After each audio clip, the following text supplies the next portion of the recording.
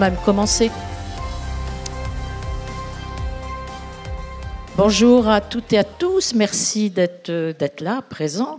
Je suis Marie-Laure Augry et je suis vice-présidente de Journalistes et Citoyenneté qui organise donc les assises et plus particulièrement, je m'occupe un peu plus de ce qui est éducation aux médias et à l'information.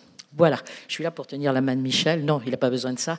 Voilà, donc Michel Denisot, vous allez pouvoir échanger avec lui et puis il va bien sûr, avant, on va avoir expliqué à la fois son parcours et tout ce qu'il a fait. Vous connaissez Michel. Bon, bien sûr, vos parents le connaissent encore mieux. Parce que... Les grands-parents aussi. Et les grands-parents. Voilà, et le principe, c'est que... à la fin, eh bien évidemment, on répondra à toutes vos questions, mais avant, il faut qu'on vous donne de la matière pour poser les questions. Hein. Bon, Michel, merci d'être là. Bon, je veux dire, comme on est à peu près de la même génération, on se connaît bien et on a commencé presque ensemble dans une rédaction. Voilà. Michel, c'est cette année le président des prix du jury des assises. C'est pour ça qu'il est là aujourd'hui et que ce soir, il va remettre les prix à partir de 18h30. C'est aussi presque un régional de l'étape parce que c'est la région Centre-Val de Loire. Il est berrichon, mais il nous le dira tout à l'heure. Et puis, c'est un journaliste de talent et qui a fait beaucoup de choses. Et en plus, qui connaît très bien le sport. Et ça, il vous l'expliquera, parce qu'il a eu des responsabilités importantes dans le domaine du sport et dans le domaine du football. Donc, vous avez un large éventail de questions, que ce soit autour du journalisme ou du journalisme de sport. Voilà, Michel, je vais te laisser la parole, peut-être tout simplement en commençant par le commencement, non pas le jour de ta naissance, mais comment voilà, c'était une envie très très jeune d'être journaliste, alors que c'était pas particulièrement ton univers. Qu'est-ce qui fait que tu as eu envie de faire ce métier très très vite? Bonjour à toutes et à tous. On va peut-être s'asseoir maintenant à nos âges. Donc, effectivement, j'ai eu la chance de savoir très tôt ce que je voulais faire dans ma vie, à peu près à l'âge que pas mal d'entre vous ont ici, c'est-à-dire à l'âge de 15 ans. J'étais à Châteauroux, donc, et avant les vacances, j'ai tapé à la porte du journal local, d'un des journaux locaux, il y en avait plusieurs à l'époque, savoir si je pouvais faire un stage pendant l'été. Et j'étais bien accueilli, donc j'ai fait un stage pendant l'été. J'ai passé 2 mois de découverte du journalisme local. Et donc j'ai décidé à ce moment-là que ma vie, ce serait ça, en tout cas dans la mesure du possible. Et donc à partir de ce moment-là, j'ai continué. Alors je ne suis pas un bon exemple pour vous dans ma scolarité, parce qu'à partir de ce moment-là, j'ai un peu lâché la scolarité. Et dès que j'avais fini l'école, j'allais au journal, etc. Et donc j'ai eu la chance d'écrire assez tôt dans un journal. Donc c'est un premier plaisir de voir les premières lignes qu'on a écrites imprimées dans un journal, et surtout quand on est adolescent. Donc ça a commencé comme ça. Et puis donc, tu n'étais pas du tout dans l'univers du journalisme et de l'information. Non, ma famille n'était pas du tout dans le journalisme. Donc ça a été comme une révélation. Et c'est devenu ma passion, et c'est devenu une des passions, la passion majeure de ma vie, en dehors de ma vie familiale, évidemment. Et donc, c'est devenu une passion, et c'est une chance dans la vie. Ce que je vous souhaite à tous, c'est de faire de votre passion votre métier. Tout le monde n'a pas cette chance-là. Beaucoup de gens font des métiers parce qu'il faut travailler et gagner sa vie. Et puis, il y a des sortes de privilégiés donc, dont on peut faire partie si on a une passion et que cette passion devient votre métier. Donc, j'ai eu cette chance-là de découvrir cette passion. J'étais pas né avec non plus, et d'en faire mon métier. Alors après, j'ai travaillé pendant 50 ans, donc je vais pas vous raconter les 50 ans. Non, mais ce qui est intéressant, c'est au début, justement, parce que, puisque à cette époque-là, on le faisait moi, tu n'as pas fait une école de journaliste, il n'y a pas le parcours noble, mais comment on arrive, justement, petit à petit, en apprenant les choses beaucoup sur place, et parfois de manière qui peuvent apparaître peu attirantes, et que c'est comme ça qu'on apprend aussi le métier. Oui, j'ai appris, toi. Oui, j'ai appris la rigueur, parce qu'il y a 2 formes de journalisme. Il y a le journalisme qui relate les faits, c'est ce qui m'intéresse moi, c'est le métier que j'ai fait, et il y a le journalisme qui commente l'actualité, qui est l'éditorialisation, qui est un autre métier. On a un peu tendance aujourd'hui à mélanger les deux. C'est-à-dire qu'on relate les faits, on les commente en même temps, c'est qui est pas toujours très clair pour celui qui reçoit, parce que l'opinion, c'est une chose, mais les faits sont des choses objectives, alors que l'opinion est subjective. Donc, moi, ce qui m'intéressait, c'est de relater les faits. Et je vais vous faire sourire peut-être en vous disant comment j'ai appris à relater les faits, parce que quand on travaille dans un journal local, il y a de tout, notamment les avis d'obsèques. Donc, je rédigeais les avis d'obsèques. Et je peux vous dire que là, on peut pas écrire n'importe quoi. Donc, on n'est pas là pour commenter l'actualité ni pour faire des erreurs. Donc, j'ai commencé par, entre autres, les avis d'obsèques, les accidents, enfin les faits divers, etc. Donc, c'est une école de précision qui a tout à fait sa forme de noblesse dans le journalisme et qui est une façon d'être très précis, quoi. On n'est jamais assez précis, il faut toujours rechercher le mot qui correspond exactement à ce qu'on veut relater. Et puis ensuite, donc j'ai eu accès à toutes sortes de formes, comme quand on est dans la presse locale, comme je l'étais à Châteauroux, de toucher à tout. Donc les accidents, les faits divers, les avis d'obsèques, les comptes rendus de matchs de foot, etc., etc. Donc j'ai commencé à apprendre là, parce que j'ai pas fait d'école, je n'ai aucun diplôme. Bon, voilà. Mais en revanche, dans ma vie qui a ensuite beaucoup changé, j'ai quitté Châteauroux parce qu'il n'y avait pas on m'a pas donné de travail, donc je suis parti ailleurs. Tu voulais rentrer à la Nouvelle République? Oui, je voulais être journaliste à la Nouvelle République à Châteauroux, ils n'ont pas voulu de moi. Alors après coup, je les remercie, mais en même temps, j'aurais sûrement été très heureux aussi si j'avais été journaliste à la Nouvelle République à Châteauroux toute ma vie, parce que j'avais pas des rêves. Quand j'ai fait ça, c'était il y a très très longtemps, hein, donc c'était pas un métier qui était très en vogue d'être journaliste. La télévision était balbutiante, et c'était pas des choses qui faisaient rêver. Et ma grand-mère me disait mais qu'est-ce que tu feras après? C'était pas un métier, quoi. Donc c'était pas reconnu comme un métier par les gens de ma famille au départ, alors que pour moi c'était le rêve de ma vie de faire ça. Et donc j'ai eu la chance de le faire très tôt et ensuite de pouvoir le faire ailleurs. Voilà. Voilà. Et après, la télévision. Alors après, à France 3 et après, TF1. je vais faire court sur les 5. Oui, mais c'est bien de balayer quand même. Donc après, à l'époque, il y avait le service militaire, et donc je savais pas ce que j'allais faire après, mais je voulais être journaliste. Et donc j'ai rencontré un collègue qui était déjà journaliste et qui m'a donné le numéro de téléphone du directeur de la station régionale de Limoges, donc pas très loin d'ici. Donc j'y suis allé, il n'y avait pas de place. Il m'a dit, mais on peut vous prendre comme pigiste, mais ça ne vous permettra pas de vivre bien. Et donc je l'ai pris quand même. Et j'ai démarré par accepter ce que personne ne voulait vraiment faire dans la station. J'étais journaliste agricole pendant 1 an et demi, donc je faisais un journal agricole. Donc j'ai appris vite parce que j'y connaissais rien. Et puis après, j'ai fait les infos régionales à la radio. Et puis après, pendant l'été, il y avait une station de télévision déjà.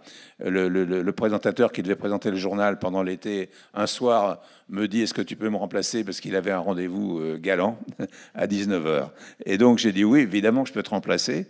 Le lendemain, on s'est fait tirer les oreilles parce qu'on n'avait prévenu personne. Mais sauf qu'après, j'ai continué. Donc, j'ai toujours coutume de résumer un peu mon parcours en disant je n'ai aucun diplôme, mais j'ai réussi quelques concours de circonstances. Ça, c'en était un, et il y en a eu d'autres après. Et donc, dans ce métier, il faut être vraiment très disponible. Il ne faut pas vraiment compter son temps. Voilà, c'est une passion un peu dévorante qui prend un peu trop de place dans la vie familiale. Et ça m'est arrivé aussi d'y accorder trop d'importance, je m'en suis rendu compte après. Mais c'est comme ça aussi qu'on peut voyager. C'est un voyage à travers une profession qui est une profession qui est vraiment passionnante et qui permet d'envisager beaucoup de choses et de connaître beaucoup de choses, de voir beaucoup de choses. Moi, mon métier, je définis, je suis curieux, quoi. Je suis curieux de tout. Et ce que j'aime, c'est pouvoir raconter les choses et après, à chacun de faire son opinion. Puis après, il y a eu bien sûr la télévision. Après, donc j'ai fait des stations régionales. Après, je suis allé à Paris.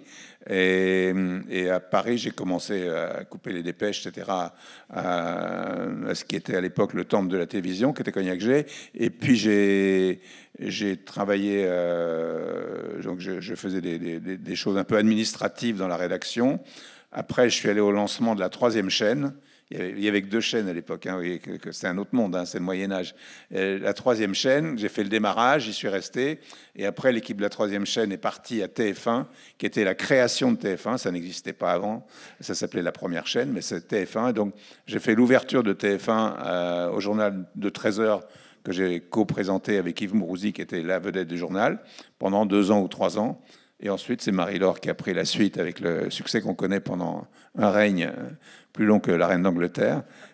Et puis, après, donc, j'ai travaillé ailleurs à TF1. J'étais au sport, j'ai commenté les Coupes du Monde, j'ai présenté Téléfoot, j'ai fait tout ça. Et après, j'ai fait une émission le dimanche après-midi, un peu comme il y a le dimanche après-midi, mélange de variété, de cinéma. Et après, ce qui a été le plus grand moment de ma vie professionnelle, c'est j'étais au démarrage de Canal+, donc j'ai ouvert l'antenne de Canal+, en 84. Et donc j'ai passé 30 ans à Canal+, où j'ai touché à tout, à toutes sortes d'émissions, matin, midi et soir. J'étais directeur des sports, j'étais jusqu'à vice-président du groupe. Et j'étais, à cette occasion-là, pendant 7 ans, président du Paris Saint-Germain, quand le Canal+ a racheté le PSG en 91. Et voilà, donc voilà les grandes lignes. Avec une passion pour le sport, une passion aussi pour la culture et pour le cinéma. Et il y a eu le Grand Journal. Alors le Grand Journal, oui, c'est ce qui est le plus proche d'aujourd'hui. Enfin, ça commence à dater aussi. Mais bon, j'ai fait beaucoup de choses. Donc à Canal, effectivement, j'ai fait la première télé du matin en 84. Il n'y en avait pas. Après, j'ai fait le midi, j'ai fait le soir, et donc après différentes fonctions. J'étais producteur des cérémonies de Cannes pendant 20 ans. J'étais producteur des Césars pendant 20 ans. Et puis voilà quoi. Puis il y a beaucoup de gens, surtout Canal+ a été, c'était la chaîne qui faisait rêver plusieurs générations de gens qui voulaient faire de la télévision, qui voulaient ou toucher au métier artistique. Donc il y a énormément de gens qui ont débuté à Canal+ et qui ont débuté dans les émissions que je faisais. Donc j'en ai fait démarrer beaucoup, qui ont tous beaucoup ont fait des très beaux parcours. Que ce soit au départ, c'est trop loin pour vous, mais Jean-Luc Delarue, Marc-Olivier Fogiel, de Chavannes, tout ça ont démarré avec moi à ce moment-là. Et puis après, au Grand Journal, alors il y en a une palanquée, ça va de Omar Sy à Louise Bourgoin. Voilà, il y avait beaucoup de monde. Beaucoup de gens ont démarré à Canal+. Beaucoup de gens, la moitié du cinéma français aujourd'hui sont des gens qui ont démarré à Canal+. Donc j'ai eu la chance d'être là-dedans, d'être dans une télé qui était totalement libre de faire on était libre de faire ce qu'on voulait. Il fallait simplement que ça marche, quoi, évidemment. Et c'était une grande chance. Il faut dire que, comme le disait Michel tout à l'heure, il y avait à ce moment-là 3 chaînes. L'arrivée d'une chaîne privée, l'arrivée de Canal+, d'une chaîne payante, c'était une vraie révolution dans le milieu de l'audiovisuel et pour les téléspectateurs. D'abord, c'était un choix de plus, et puis c'était une forme complètement inédite. Oui, quand Canal+ a été créé, donc comme le dit Marie-Laure, il n'y avait que 3 chaînes de service public, et donc on était la 4e chaîne à l'époque, et tout le monde disait les gens ne paieront jamais pour regarder la télévision, donc sauf que l'entreprise était une chaîne payante, et c'est vrai que c'était difficile au début, que les 6 premiers mois ça a été un peu compliqué, les abonnements n'entraient pas et tout, donc ça a failli s'arrêter au bout de 6 mois, et puis ça s'est mis à décoller vers le 7e ou 8e mois. Voilà, il y a eu des éléments qui ont fait que ça a fait décoller la chaîne, notamment la venue de Coluche sur la chaîne a été un élément qui a été très important pour la faire mieux connaître. Et puis après, ça n'a pas cessé de grandir pendant des années et de faire des petites, faire d'autres chaînes. Et puis après, il y a eu la 5e chaîne, la 6e chaîne, et puis etc. Toutes les chaînes que vous avez aujourd'hui. Donc aujourd'hui, vous avez l'embarras du choix. Et à l'époque, il y avait moins de choix. Et en fait, le fait d'être novateur était relativement facile, parce que moins il y a de chaînes, plus c'est facile d'être novateur. Quand il y en a beaucoup, c'est plus compliqué. Et puis au bout d'un moment, les choses nouvelles à la télévision sont rares. On a fait un peu le tour de l'outil. Et ce qui compte, c'est à la télévision, il y a des choses qu'on ne maîtrise pas toujours. Quand on parle à la télé, il faut que les gens nous croient. Et vous pouvez donner le même texte à 4 personnes différentes. Vous les mettez devant une caméra et vous regardez les 4 et il y en a un que vous allez croire plus que l'autre alors que c'est le même texte. Pourquoi? Ah, bah voilà. Donc, on ne sait pas toujours pourquoi, mais c'est comme ça.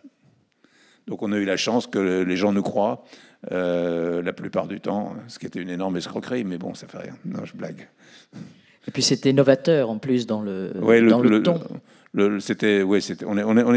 On a été à un moment donné au bon moment, au bon endroit. Voilà, ça arrive dans la vie et c'est une chance quand ça arrive. Et donc j'ai eu la chance de connaître ça à ce moment-là. Et qu'est-ce qui fait qu'à un moment, on te propose la présidence du PSG et là tu te dis, bah oui, pourquoi pas, ou alors ça n'a rien à voir avec le journaliste que je suis? Oui, en fait, Canal+, c'était une grande aventure dans laquelle je me dis, c'était comme un voyage. Et au moment donné, le championnat de France de football, de Ligue 1, c'est comme un feuilleton, un championnat, avec des épisodes et des acteurs. Et donc, à un moment donné, le Paris Saint-Germain, qui était un personnage fort du feuilleton, avec Marseille, etc., et les autres, enfin fort. Et à un moment donné, le Paris Saint-Germain ne peut plus continuer, il n'y a plus d'argent, le maire de Paris ne veut plus les aider, etc., donc ils sont à la rue. Et donc ils cherchent qui pourrait les aider, qui pourrait sauver le club. Donc les dirigeants de l'époque font le tour des grosses boîtes, et jusqu'à Canal. Et à Canal, le président de l'époque, André Rousselet, Pierre Lescure, disent, oui, effectivement, on va investir là, pour sauver un personnage du feuilleton qui fait qu'on a des abonnés. C'était une démarche commerciale. Et donc, l'affaire se fait. Et moi, j'étais pas du tout dans ces négociations-là. J'étais pas dedans, je faisais autre chose. Et puis, au moment où la décision est prise de prendre le Paris Saint-Germain, il y a une réunion qui est faite avec les 12 fondateurs dont je faisais partie de la chaîne. Et puis, André Rousselet dit, bon, pour présider, alors il pensait que le patron des sports de l'époque, Charles Bietri, qui avait beaucoup œuvré pour ça, c'était un peu son rêve. Mais le président lui dit, vous ne pouvez pas être à la fois patron des sports et patron d'un club, au niveau de l'éthique, ça ne va pas. Et puis il fait le tour de la table et ça arrive à moi. Et il me dit ça serait, Michel, c'est bien. Moi, je dirigeais je dirigeais le club de Châteauroux à l'époque, mais on était en 3e division. C'est pas le même monde. Et il me dit, donc je dis, écoutez, je vais réfléchir. Et il m'a dit, à votre place, je ne réfléchirai pas. Bon, c'était le patron. Donc, je n'ai pas réfléchi. Et je suis rentré le soir à la maison. J'ai dit à ma femme, je suis président du Paris Saint-Germain. Elle m'a dit, ah bon? Et alors que ce n'était pas du tout dans la chose. Voilà, quand je vous dis les concours de circonstances, c'en est un. Donc, je me suis retrouvé président du PSG comme ça, du jour au lendemain. Comme tout journaliste, je croyais que je savais. Et je me suis rendu compte très vite que je ne savais pas diriger un très grand club. Et donc, je me suis entouré. Donc, les choses que j'ai pu réussir, c'est aussi beaucoup grâce aux gens qui étaient avec moi, évidemment. J'ai toujours travaillé avec des gens qui étaient à la limite plus forts que moi dans les choses que je faisais. Et ça m'apportait beaucoup. Et donc, à l'époque, j'ai appelé Platini, je lui ai dit qui tu prendrais là, là et là. Il m'a donné 3 noms, j'ai pris les 3 noms, puis voilà. Et j'ai pris un entraîneur qui venait de gagner la Ligue des Champions. Et donc on a progressé assez vite. On a fait 3e, 2e, 1er. Et on a fait. J'étais pendant 7 ans. On a gagné 7 titres et on a été 5 fois en demi-finale de Coupe d'Europe et 2 fois en finale, dont une gagnée. Voilà. Donc c'était pas mal.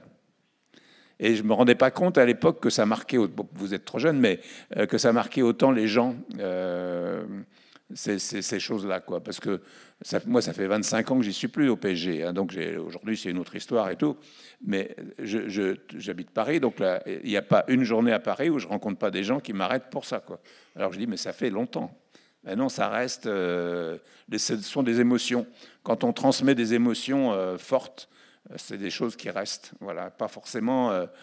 Alors, ce qui est bien avec le temps, c'est que j'ai été critiqué aussi parce que c'est un des postes très critiquables, mais avec le temps, il n'y a plus de critiques, tout était bien, voilà. Et après, alors c'est ça, je veux dire, le parcours, enfin ton parcours, le passage par le PSG, c'est vrai que c'était un truc complètement inattendu et on va dire atypique. Oui. Et du coup, après, qu'est-ce qui fait que le grand journal, c'est un retour un peu au début, au fondament. En fait, après le PSG, j'étais directeur des sports de Canal pendant quelques années. Et puis en 2004, il y avait des volontés de changement et tout. Donc j'ai vu le coup venir, parce qu'on ne fait pas toujours ce qu'on veut non plus. Hein. Et donc j'ai dit, écoutez, moi, je lâche la direction des sports. Je quitte la chaîne. J'ai donc été licencié après 25 ans. Mais licencié à l'amiable, c'est-à-dire que j'ai pas fait d'histoire. D'abord, je commençais déjà à plus être très jeune. Et donc, j'ai dit, mais je veux travailler surtout. Et donc j'ai dit, et la tranche en clair marchait pas depuis un certain nombre de temps. Et donc j'ai dit, si vous voulez, moi j'ai une idée pour la tranche en clair. Donc qui était une idée simple. Hein, le titre était à moi. J'ai déposé le titre. Ça s'appelle Le Grand Journal. J'ai mis grand dans tout ce que je faisais parce que ça coûte rien et mine de rien, ça valorise un peu le truc, quoi. Donc j'avais fait déjà quand j'étais au sport, j'avais fait le grand match, le grand ceci, le grand cela, et donc j'ai fait Le Grand Journal. Et en fait, l'idée m'est venue en rentrant de Châteauroux à Paris, et je me souviens exactement de l'endroit. C'est drôle parce que c'est anecdotique, ça n'a pas grande importance, mais à chaque fois que je passe sous l'Arche à Orléans, sur l'autoroute là, de la station-service, c'est là où j'ai eu l'idée du Grand Journal. Mais vraiment pile. Moi qui passe souvent, j'y penserai la prochaine fois. Bon, ça change pas la vie. Et donc je suis arrivé, mais en fait c'était rien d'extraordinaire. C'est des gens assis autour d'une table. Hein. Donc après, ça dépend des gens qui sont assis autour de la table et le ton qu'on donne, etc., etc. Donc j'ai déposé cette idée. Après j'ai dit je veux le faire avec telle production. Et puis on a créé cette équipe avec Laurent Bon, rédacteur en chef, qui aujourd'hui est le producteur de Quotidien, et donc c'est vraiment parce qu'il y avait une très bonne équipe aussi. Et la première année, on n'a pas été bon, franchement, on avait une équipe moyenne, et on a eu la chance qu'à Canal, on nous donne une deuxième année, parce qu'on aurait pu nous arrêter la première année, il n'y aurait rien eu à dire, c'était pas terrible. Et la deuxième année, on a trouvé la bonne, on a changé quasiment toute l'équipe. Et on a trouvé la bonne équipe. Et puis, il y a eu un élément déclencheur la deuxième année qui vraiment nous a fait sortir du rang. C'est quand on a fait l'émission à Cannes. Et là, c'était une émission qui a hyper bien marché et très spectaculaire. Et à partir de là, on a grandi, donc avec tous ceux qui étaient dans cette émission, où beaucoup de gens ont débuté, je vous l'ai dit. Bon, il y avait Omar et Fred, il y avait le zapping que j'avais créé. J'avais créé le zapping dans les années 80-90, ouais. Un lundi matin, c'est une idée simple aussi, hein, c'est pas... Et, en discutant le lundi, on rentre du week-end, on dit, t'as vu ça, t'as vu ça? Ben non, je l'ai pas vu. Mais je dis, mais pourquoi on ne fait pas un truc où on reverrait ce qu'on n'a pas vu? Et c'est né comme ça. Et donc c'était une... Et vu est un peu c'est le mec qui un peu la suite, qui a travaillé au zapping avec moi, Patrick Menet, après. Mais donc ça a démarré comme ça. Et donc c'était juste voir ce qu'on avait raté, et ce qui était marrant, ou plutôt drôle ou pas drôle, ou enfin, les images fortes du week-end, des 24 heures. Et donc, on a démarré le zapping comme ça, qui a un gros avantage pour les chaînes de télé, c'est que c'est un programme spectaculaire qui marche bien et qui coûte rien. Voilà, parce qu'on a le droit de reprendre. Voilà. Donc, j'avais démarré ça aussi, ouais.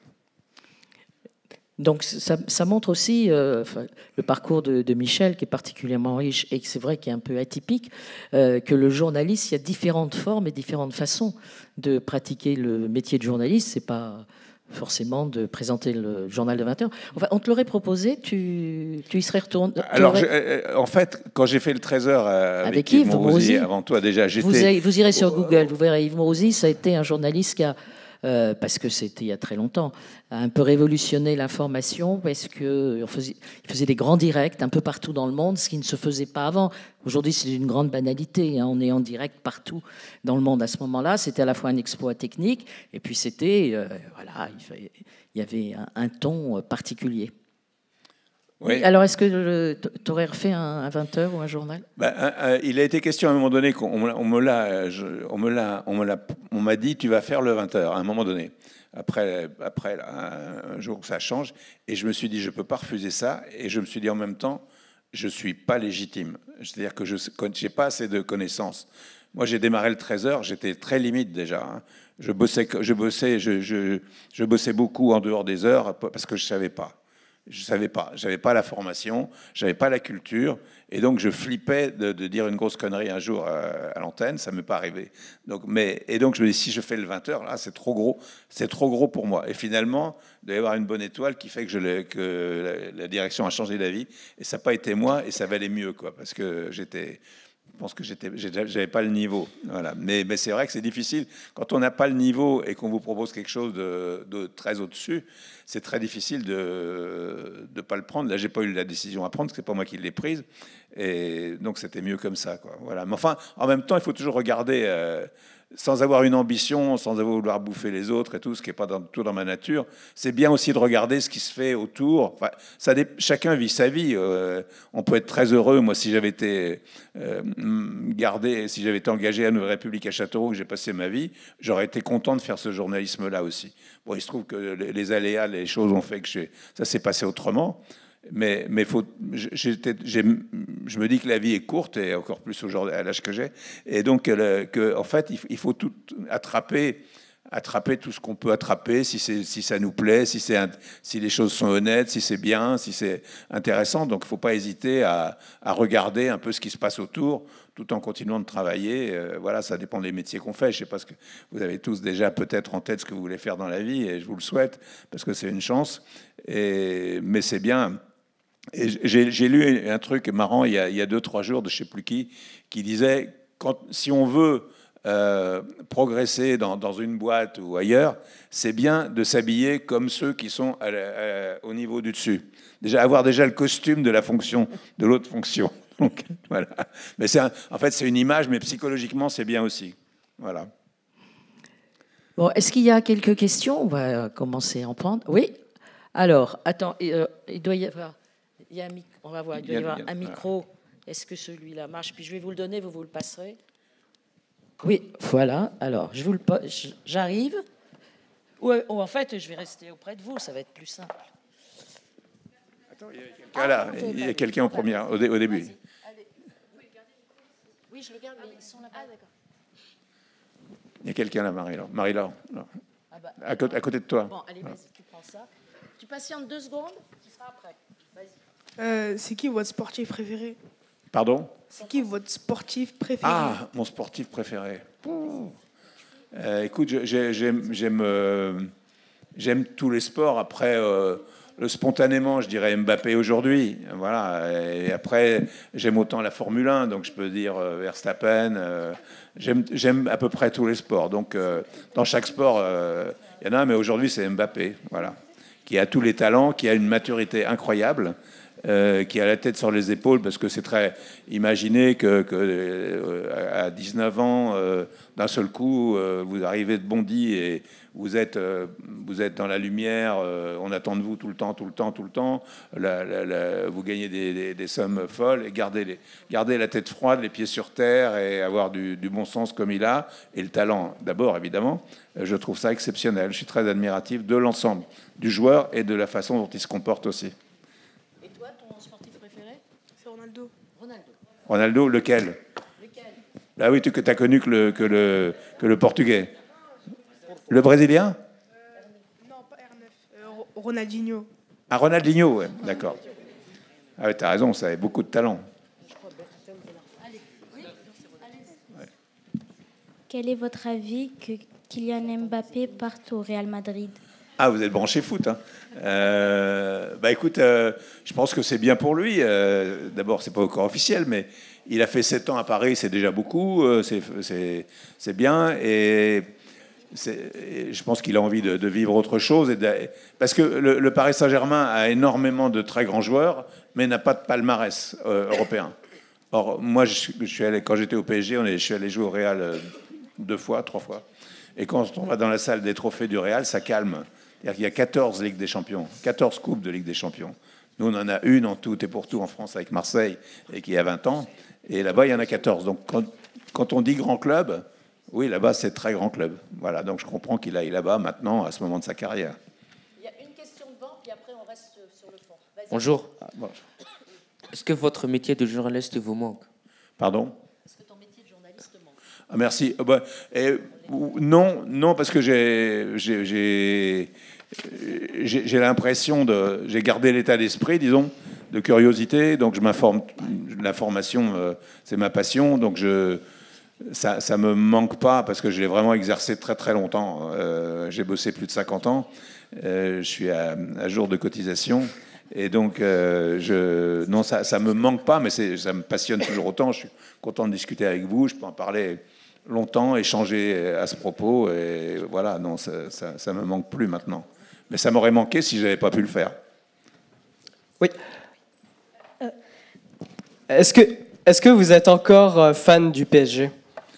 Fan, oui, enfin, je suis les matchs, je vais aux matchs de temps en temps, mais je suis plus du tout dans l'organisation. Donc, quand on a passé 7 ans dans un club comme ça, et c'était 7 ans, ça m'a, entre guillemets, bouffé la vie pendant 7 ans. C'est-à-dire que c'était quand même 7 jours sur 7, 365 jours par an et du matin au soir. Donc, c'est des choses très, très fortes et on peut pas oublier ça. On peut pas dire, même si le club a beaucoup changé, beaucoup évolué, s'est beaucoup développé. Donc, je regarde le PSG toujours, évidemment, un peu particulièrement. Alors, c'est un peu une question un peu intime, si on veut. Enfin, je sais pas, c'est un peu sur vos sentiments. C'est, à l'époque, est-ce que vous vous rendiez compte de votre importance, enfin, l'importance que vous alliez porter dans ce milieu maintenant? Est-ce que vous arriviez à vous en rendre compte, ou c'est qu'à partir de maintenant que vous en rendez vraiment compte de cette importance? On n'est pas important. Ce qui est important, c'est ce qu'on raconte. Donc, effectivement, on transmet quelque chose, mais un peu comme... même si on a un peu comme des enseignants, quoi. On doit transmettre des choses de façon précise, comme un prof d'histoire contemporaine. C'est un peu même présomptueux, on n'a pas le niveau, mais c'est ça l'objectif, en tout cas, à atteindre. Et on se rend pas compte de l'importance, on en a. C'est très éphémère. On a de l'importance, quand on est dans un écran tous les jours à la télévision, effectivement, on a une notoriété qui fait que, voilà, on peut croire que, mais en fait, non, ça disparaît très vite. Mais c'est vrai que ça marque les esprits plus que je ne le pensais. Voilà, effectivement, comme je disais avec Marie-Laure tout à l'heure aussi, le foot d'une part, mais aussi la télévision. Il y a des gens qui m'en parlent tout le temps encore. Mais vous êtes trop jeune, très jeune. Qu'est-ce que ça fait d'avoir monté les marches du Festival de Cannes?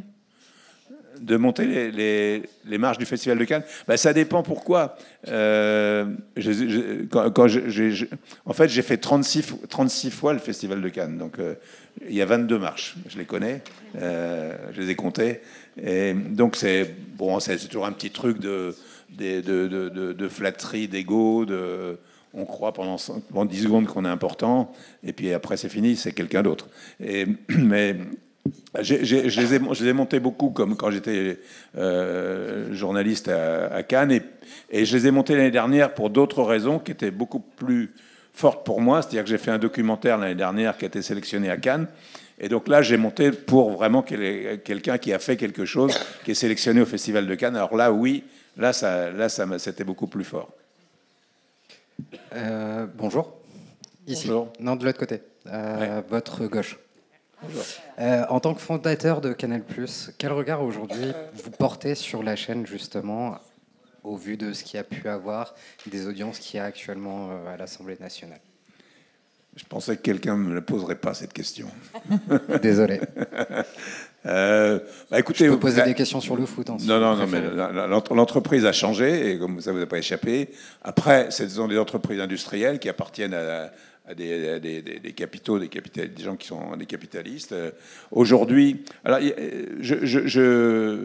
c'est difficile quand on a passé 30 ans dans une entreprise et puis qu'après ça change. Donc, j'ai pas envie de débiner l'entreprise non plus, ni ceux qui y travaillent. Et donc, la donne a changé, mais l'entreprise marche toujours bien. C'est-à-dire, les points forts de la société, c'est-à-dire le cinéma, le sport, ça n'a pas bougé, c'est même très bien. Après, les émissions en clair, qui étaient la vitrine du magasin, disons, de notre époque, n'est plus considérée comme la vitrine du magasin. Je parle de Canal. Et donc, il n'y a pas un effort fait sur le clair. Je pense que même, j'avais entendu même Vincent Bolloré à un moment donné dire qu'il voulait supprimer le clair, que ça ne servait plus à rien. Ce qui peut se comprendre. Il peut se comprendre parce que nous, on avait démarré le clair pour que tout le monde ait accès à la chaîne. Et en fait, le clair, c'était fait pour quoi? Commercialement, pour passer des bandes annonces, pour vous faire comprendre si vous payez, ce que vous allez voir. Et bon, c'était ça aussi, mais ça peut empêcher le clair d'avoir une image très très forte avec Nulle part ailleurs, etc. et d'autres rendez-vous. Et aujourd'hui, le clair n'est peut-être plus nécessaire à la chaîne. C'est plus sur les valeurs de Canal+, l'esprit Canal qui était à un moment... Oui, est-ce que c'est plus le tien? Le fameux esprit Canal, j'ai jamais su ce que c'était. On en parle tout le temps, et on en parle entre nous aussi. C'est quoi? Je sais pas. Donc, en fait, c'était une liberté effectivement de faire des choses. et que la chaîne ait un pouvoir d'attraction très fort pour attirer des talents qui venaient tout seuls. Parce que c'était là que ça se passait, c'était là qu'on pouvait avoir accès à faire de la télévision avec des moyens corrects et dans un état d'esprit qui était quand même relativement bon, quoi, même si c'était pas non plus les bisounours tout le temps, hein, mais globalement, ouais, c'était bien, donc ça faisait rêver, ça faisait envie. Aujourd'hui, c'est très différent. Voilà. Bonjour, ici au milieu. Ouais. Je me demandais quel est votre meilleur souvenir du coup dans votre carrière de journaliste et de dirigeant, commentateur. Alors, non, mais là-dessus, j'ai jamais de réponse. Parce que je fais toujours. À un moment donné, j'ai fait une émission qui s'appelait Demain. Demain, c'est un mot que j'aime beaucoup, et donc je serais tenté de dire mon meilleur souvenir. J'espère qu'il est demain. Je vis pas dans la nostalgie, dans le passé, sauf que là, on en discute. Mais donc, mon meilleur souvenir, d'abord, ça dépend des jours. Ça dépend de ce que j'ai entendu, dire bah oui, ça me rappelle quelque chose de bien ou de pas bien. Dans les bons souvenirs, j'ai là, ce qui me vient maintenant, parce que dans une heure je vous dirai peut-être autre chose, hein, mais ce qui me vient maintenant, c'est je suis allé faire un documentaire sur le Dalai Lama en Inde, à Dharamsala, là où, dans l'Himalaya, là où vit le gouvernement en exil du Tibet. Et j'ai passé 8 jours là-bas. J'étais dans un autre monde, évidemment. Et je suis parti avec une équipe de production. Il n'y avait aucun bouddhiste dans l'équipe, hein, ni moi ni les autres. Et bon, on allait faire un documentaire. Et on est tous revenus marqué par à la fois la rencontre et d'avoir vécu au milieu d'eux pendant une semaine de façon assez spartiate. Et donc ça, c'était quelque chose de fort. Et quand j'ai rencontré le Dalai Lama pour la première fois, alors je ne suis pas mystique, hein, mais j'avais l'impression de le connaître. Et je ne crois pas non plus à la réincarnation, donc je mets des bémols un peu partout. Mais c'est très étrange. Et je ne comprenais rien à ce qu'il disait, parce qu'il parlait en tibétain. Bon, il y avait traduction simultanée, mais donc et son sourire, j'avais l'impression qu'on s'était déjà vu. Et ce qu'il transmettait, quand on a terminé l'interview que j'ai fait pendant 1 heure avec lui, toute l'équipe, on était avec lui et on pleurait. Tout le monde avait les larmes aux yeux, en tout cas, d'émotion, de choses imperceptibles. Il y a des gens qui transmettent quelque chose hors norme. J'ai 2 exemples qui sont aux antipodes l'un de l'autre par rapport aux personnalités dont je vais vous parler. Je vais parler de Mike Tyson et du Dalai Lama. Ça n'a rien à voir. Mais, sauf que j'ai interviewé les deux. Et donc, le Dalai Lama, il dégage, c'est comme s'il dégageait une espèce d'onde de spiritualité. Voilà. Donc, vous êtes dans la spiritualité avec lui, absorbé par ça. Mike Tyson, je l'ai interviewé peu de temps après sa sortie de prison à Phoenix, dans l'Arizona. On avait rendez-vous il reprenait la boxe, quoi. Et on avait rendez-vous dans un gymnase. Il s'était remis dans un contexte de boxe de base, donc dans un gymnase crapoteux, exprès. Et donc, c'était une scène de cinéma. Et donc, il s'entraînait avec du rap à bloc, avec du chauffage à 40 degrés, enfin, pour à la fois être dans tout un climat. Et quand il arrive, bon, il est comme tout le monde dans la vie, hein, mais quand il arrive, instinctivement, il dégage une telle image je dirais pas de violence, mais de puissance, que quand il arrive, on fait un pas en arrière. Parce que ce type, il est pas comme tout le monde. Il est différent. Il a quelque chose d'autre. Le Dalai Lama a quelque chose d'autre. Lui, il a quelque chose d'autre. Et donc, ce sont des rencontres, effectivement, qui m'ont marqué et qui sont très différentes l'une des autres, mais que je rapproche quand même, parce que ce sont des gens hors normes et qui, de par ce qu'ils font, dégagent quelque chose qu'on ne voit pas ailleurs. Voilà. Êtes-vous encore directeur de la rédaction de Vanity Fair et quelles sont vos missions ? Merci, j'y suis plus. Alors j'étais à la création du Vanity Fair version française. Donc c'était une bonne surprise pour moi aussi. Et quand c'est arrivé, c'était au moment où j'arrêtais le Grand Journal. Et donc ça se chevauchait, donc c'était bien pour moi. Et pour moi, Vanity Fair était, la version US, était la référence journalistique majeure. C'est-à-dire c'est un journal à la fois de très haute gamme, de grandes enquêtes, où les journalistes ont 2 mois pour faire une enquête s'il faut, ou 6 mois, ou voire 1 an, et que les enquêtes font 40 pages, 30 pages. C'est extrêmement fouillé. C'est du beau travail, avec du travail des plus grands photographes, etc. Donc j'ai dirigé ce magazine pendant 6 ans, je crois. Et ça a été vraiment une bonne expérience pour moi. J'avais jamais fait ça. Donc ça appartient à un groupe américain et quand à une famille américaine, pardon, qui s'appelle Newhouse.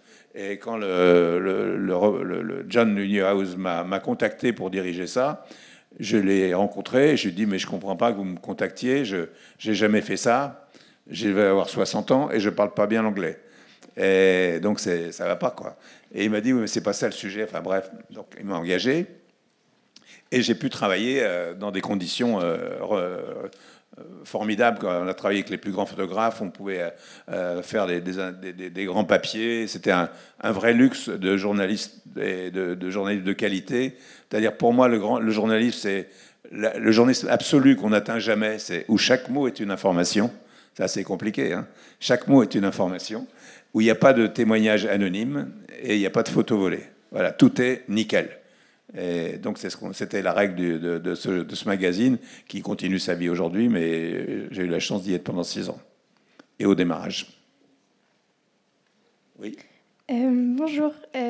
Ici. Où? Ah oui, pardon. Je voulais juste savoir si pour vous, aujourd'hui en France, on est bien relayé en termes d'informations factuelles et vraies, notamment sur Canal+. Canal+, c'est pas une chaîne d'information. Hein, donc, les informations... Alors, chacun va les trouver où bon lui semble. Après, les chaînes d'information qui font de l'information pure et dure, c'est-à-dire relater des faits sans donner le point de vue, c'est très rare. Aujourd'hui, ce qu'on appelle les chaînes d'infos sont pour moi pas des chaînes d'infos, puisque c'est des chaînes de débat. Or, le débat, c'est autre chose. L'information, c'est nous raconter ce qui se passe. Moi, c'est ça ce qui m'intéresse. Et pour savoir ce qui se passe, c'est très compliqué. Bon, il y a les journaux télévisés, ils font ça. Les journaux de 20 heures de TF1 et France 2 le font.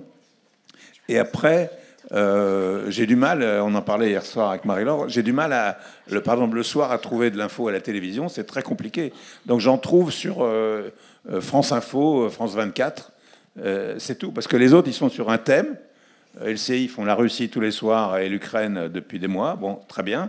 Mais on ne sait pas ce qui c'est. En dehors de ça, on ne sait pas. BFM, c'est plutôt les faits divers, les choses comme ça. Mais on ne sait pas ce qui se passe dans le monde. C'est très franco-français, local parisien. CNews, c'est des débats la plupart du temps, donc avec une ligne éditoriale particulière. Et donc, c'est très compliqué d'avoir vous fait rire. C'est pas vrai? Si, et puis après, après, il y a les France Info qui fait de l'info. Voilà. Les chaînes d'info américaines comme CNN font des infos tous les quarts d'heure. En France, non. Parce que ça coûte de l'argent, effectivement, de faire des reportages. C'est plus cher que de mettre des gens autour d'une table.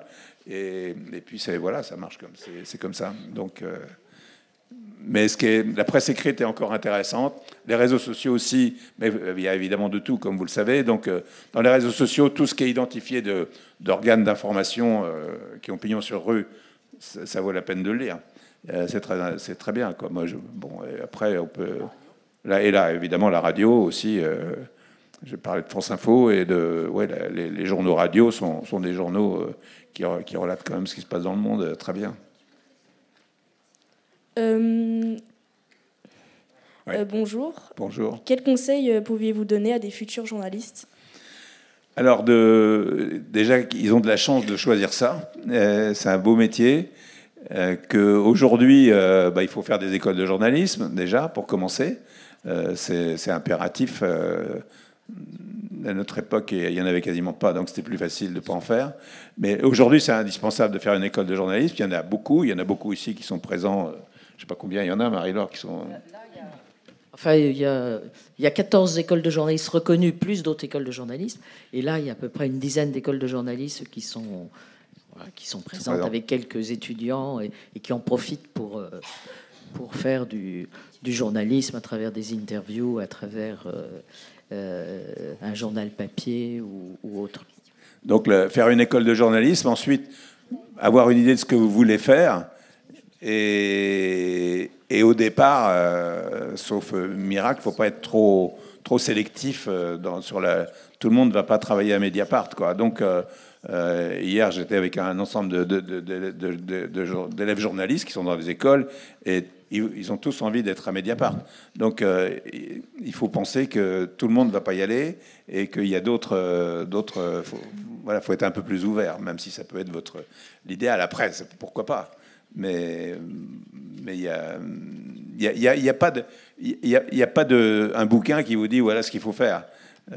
Faut faire une école, après faut faire un stage, et le stage c'est le pied dans la porte. Donc à partir du stage, il faut essayer d'enclencher et de se rendre indispensable. Et se rendre indispensable, moi j'ai fait, c'est parfois aller chercher le café moi j'ai fait ça au début. J'ai porté le café à Jean-Pierre Elkabbach, paix à son âme, mais qui me disait même pas merci, quoi. Mais j'étais dans le bureau, voilà. Et après, il y a des gens plus accueillants. Bonjour. Comment gérez-vous les critiques? Pardon? Comment gérez-vous les critiques? Les critiques, j'adore ça. Non, c'est pas vrai. Les critiques, ça fait partie du métier. Sinon, il faut faire autre chose. Dès l'instant où on est dans l'espace public et qu'on s'expose, même si souvent les gens qui s'exposent sont en fait timides dans la vie, mais ils s'exposent. Donc il y a quelque chose qui fait que c'est pas aussi clair que ça. Et donc ce qui est comme mon cas. Et donc les critiques, ça aide. Souvent, ça aide. Parfois. Alors, dans un premier temps, ça agace toujours, c'est très humain, ça agace toujours, et puis dans un deuxième temps, on se dit que oui, bon, la critique est d'abord, elle est accrochée à quelque chose qu'on a fait, donc ça nous fait réfléchir, et puis après, on peut en fonction de la critique, changer. Moi, ça m'est arrivé quelques fois, oui, bien sûr, que la critique et même sur les réseaux sociaux, je lis. Bon, comme tout le monde, j'ai des opinions. Je suis pas militant, je fais partie de rien. Je suis militant officiellement de rien, mais j'ai mon point de vue, quoi. Et souvent, je lis des points de vue de gens qui sont pas dont je partage pas les idées générales. Et même, je trouve chez eux quelque chose qui me fait que je peux trouver bien et que je prends aussi, qui me fait. J'aime beaucoup ça, quoi. J'aime beaucoup la remise en question, la remise en cause, pas la remise en question de mes propres opinions. C'est pour ça que je fais ce métier-là. J'ai fait ce métier-là aussi. Bonjour. J'aimerais savoir quelle a été la chose dont vous avez été le plus fier. C'est oui, d'accord. La chose dont on était le plus fier. En fait, c'est de pas avoir perdu les pédales, quoi. C'est-à-dire que à un moment donné, quand on est dans une période de succès, ce qui peut arriver, c'est de rester les pieds sur terre et de pas tomber dans des excès, de se prendre pour un autre, etc. Donc j'avais la chance aussi d'être très bien entouré dans ma famille, avec ma femme et mes 2 filles, qui m'ont réduit, quand il fallait, réduit un peu le truc, réduit la tête, voilà. Et voilà, ma femme avait une expression quand je rentrais le soir, que j'avais l'impression d'avoir fait un truc. Mais en fait, il faut avoir l'impression d'avoir fait un truc important, sinon on le fait pas bien. Donc il faut vraiment être comme ça. Quand on le fait, il faut dire ce que je fais, c'est important. Et après coup, évidemment, faut recadrer. Et donc, quand je rentrais, que j'avais fait à l'époque du Grand Journal, par exemple, je disais, c'est très très fort, très très vachement. Enfin, les gens qui étaient là, toute l'émission était bien. Et je rentrais, ma femme me disait, vue de la Lune, bon, alors ça calme, évidemment, vue de la Lune, tout ça, c'est pas grand-chose. Et même, c'est vu les audiences, quoi. On se gargarise des audiences encore aujourd'hui. Et donc, je prenais le contre-pied des audiences. À l'époque du Grand Journal, on faisait 2,5 millions, 3 millions, on est monté une fois à 4, enfin, bon bref. Et quand on faisait 2 millions et 3 millions, le lendemain, je disais à tout le monde, il y a 63 millions de gens qui ne nous ont pas vus. Voilà, donc calmos. Je suis là au milieu. Moi, je voulais vous poser une question. Que pensez-vous des médias comme Brut qu'on a vu tout à l'heure, ou Hugo Décrypte, ou Combini, etc. Je suis client de ces médias. J'ai travaillé avec Brut il y a l'année dernière sur un documentaire que j'ai fait, donc le documentaire qui était allé à Cannes, donc avec l'équipe de Brut.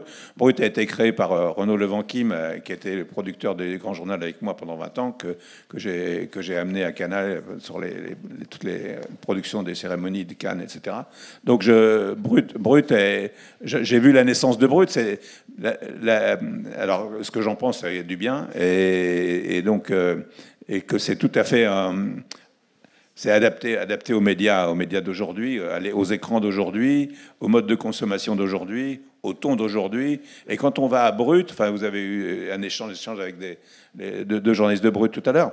Quand on va à Brut, on rentre dans un monde qui n'est pas le monde de ma génération au départ, mais d'une idée, d'une éthique journalistique très exigeante. Et donc qui est exemplaire, remarquable.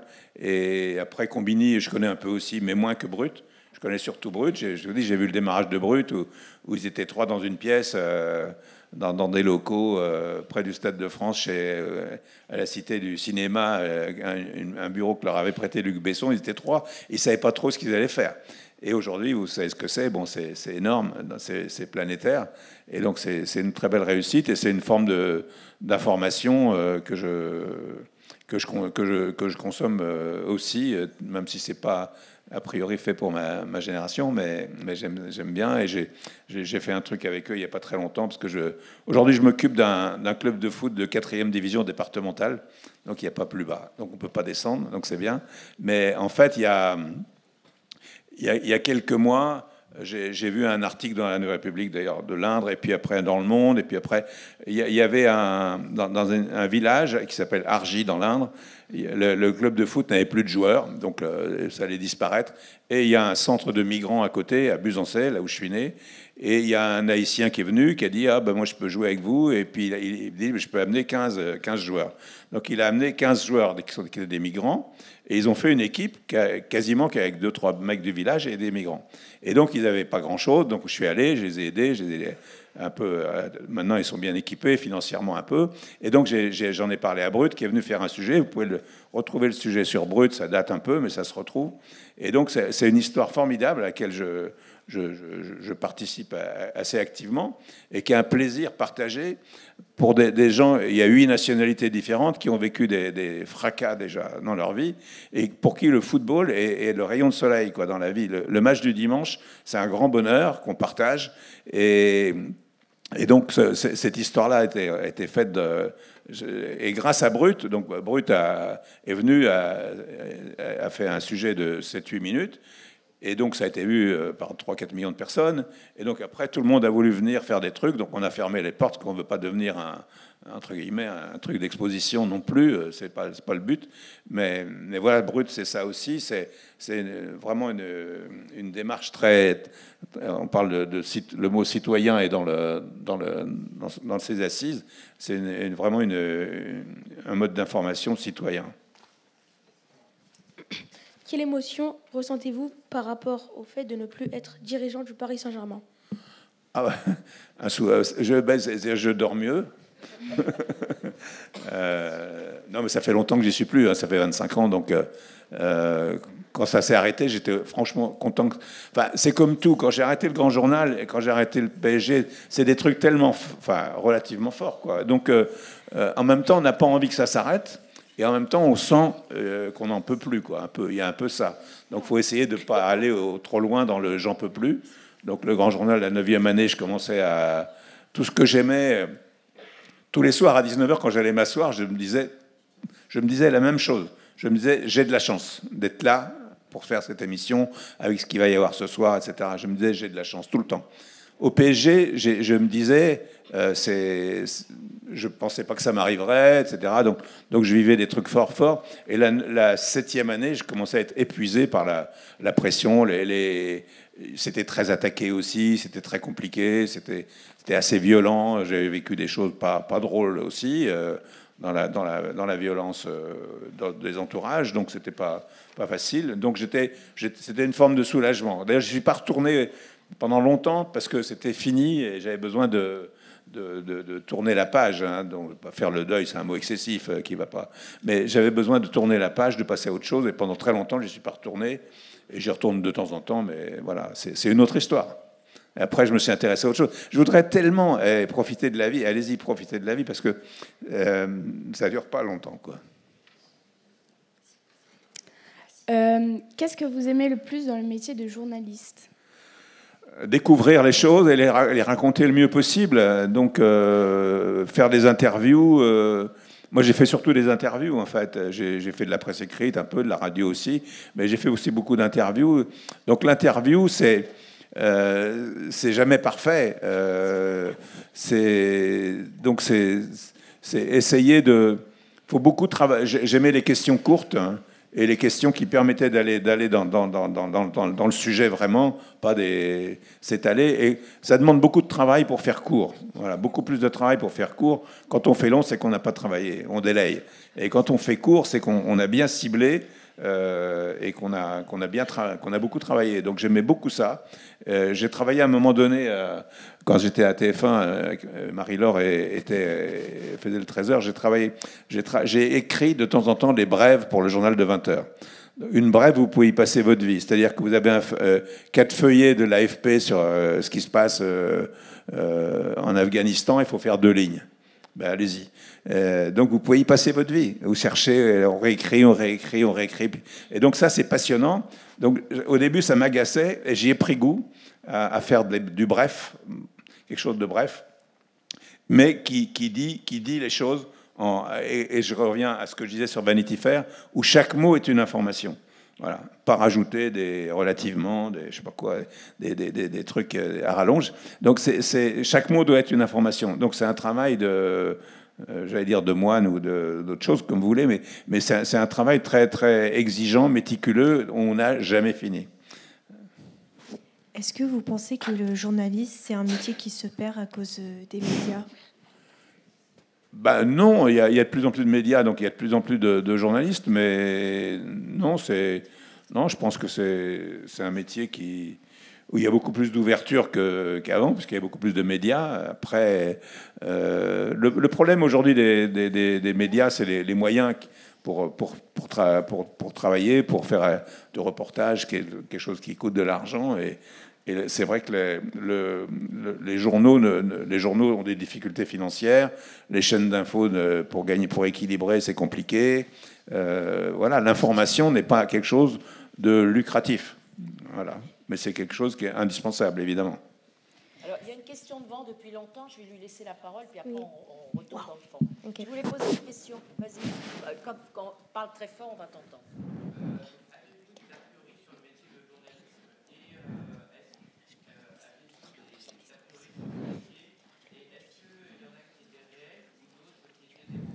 J'ai pas tout compris. Oui, sur les a priori que tu avais de ton métier de journaliste, qu'est-ce qui était réel ou démenti ? Les a priori ? Oui, si tu avais des a priori. Bah, moi, j'avais pas d'a priori parce que c'était mon rêve, donc j'étais un peu naïf, mais je croyais. Après, j'ai discuté hier avec des élèves d'école de journalisme ils sont dans l'idéal du journaliste. C'est-à-dire que je vous disais, tout le monde veut être à Mediapart ou voilà, mais c'est vrai qu'après, c'est pas aussi idéal que ça en général, hein, donc. Mais il faut s'approcher le plus possible de ce qu'on a envie de faire et de pouvoir le faire. Et il y a toujours au-dessus de vous, que ça soit une hiérarchie, il y a toujours... voilà, donc... franchement, j'ai pas l'impression d'avoir mangé mon chapeau dans mon métier, ni d'avoir trahi ma façon de penser, J'ai eu la chance d'être dans des... Franchement... d'être dans des bons endroits, quoi, et au bon moment, quoi. C'est vrai que Canal, j'y étais dans un moment formidable. Vanity Fair, la création, c'était formidable. Enfin, j'ai eu cette chance-là, quoi. Après, avant, j'ai fait des trucs. quand je suis arrivé à Radio Limoges et qu'il n'y avait pas de place et qu'on m'a pris comme pigiste pour me faire plaisir gentiment, mais que je gagnais pas grand-chose. Et la seule place disponible, c'était journaliste agricole. Hein. Donc j'étais journaliste agricole, alors que j'y connaissais rien pendant 1 an et demi, mais je m'y suis mis évidemment parce que je voulais faire. Et puis après, je suis passé à faire le journal. Et puis après, j'ai fait le journal régional télévisé, un peu, puis voilà. Donc, il faut essayer de se rendre indispensable c'est ça qui est important aussi. On va prendre encore 3-4 questions, puis on sera obligé de libérer la salle. Oui, vas-y. Si je peux me permettre de poser une question à Madame Augry. On sait que vous avez été l'une des premières femmes à présenter le journal télévisé. Et quel regard on a posé sur vous et quel combat avez dû vous mener pour arriver à ce poste? Alors en effet, il n'y avait pas beaucoup de femmes dans les rédactions à ce moment-là. Mais j'ai pas mené de combat. Enfin, moi, j'ai eu beaucoup de chance. Alors j'ai eu un peu un parcours comme Michel. J'ai commencé par la petite porte, par distribuer les dépêches, et puis petit à petit, j'ai fait des choses. Mais tout ce que j'ai fait, au bout d'un moment, on m'a dit maintenant tu vas pouvoir faire du reportage. Après, j'ai eu l'opportunité de faire le 13h avec Yves, mais j'avais fait un peu de présentation avant pour le journal de la nuit au bénéfice de l'année de la femme. Voilà, comme quoi des fois il y a des mesures symboliques qui peuvent déboucher. Et tout ce que j'ai fait, c'est parce que j'avais des collègues hommes qui m'ont poussé, qui m'ont aidé à le faire. Alors, je ne dis pas que c'est comme ça dans toutes les rédactions. Enfin, je veux dire, c'est très compliqué, en effet, et on en a beaucoup parlé, même si aujourd'hui, dans l'ensemble des rédactions, il y a autant d'hommes que de femmes. Et si vous regardez, et ça, moi, je leur tire mon chapeau, c'est extraordinaire, mais les reporters de terrain, les reporters de guerre, aujourd'hui, en majorité, sont des femmes. Donc, on a conquis des choses très importantes. Moi, j'ai eu la chance... Puisqu'en fait,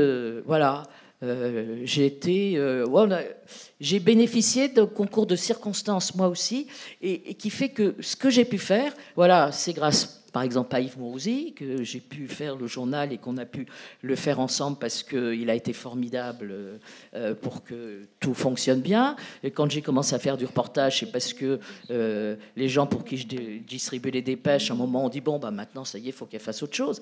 Donc voilà. Donc j'ai eu cette chance-là de pouvoir bénéficier de coups de pouce.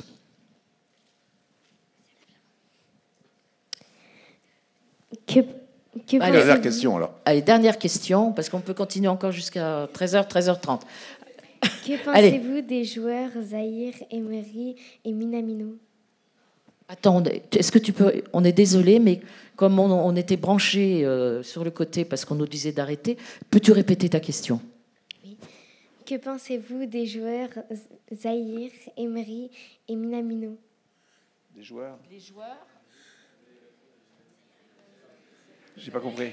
Des joueurs Zahir et Emery. Ah et oui, Minamino. Zahir Emery, d'accord. Ah ben il est plus que prometteur parce que ça a été très vite pour lui aussi, un peu que pour Mbappé, et donc il a l'air aussi très, très, très bien dans sa tête. Donc c'est important parce que je suis toujours admiratif. Moi, je me dis si à 18 ou 19 ans, je m'étais mis d'un seul coup à avoir une telle réussite avec tout ce que ça implique, et je serais peut-être devenu un peu zozo, et eux ils sont très solides quoi. Donc ça, je pense aussi ils sont bien entourés dans leur famille, mais ils sont très solides. Donc lui, je pense qu'évidemment c'est déjà un grand joueur et ça sera un très grand joueur. Voilà. Écoutez, merci beaucoup pour toutes vos questions. Merci bien. Merci à Michel. Et on vous dit bon appétit. Merci beaucoup.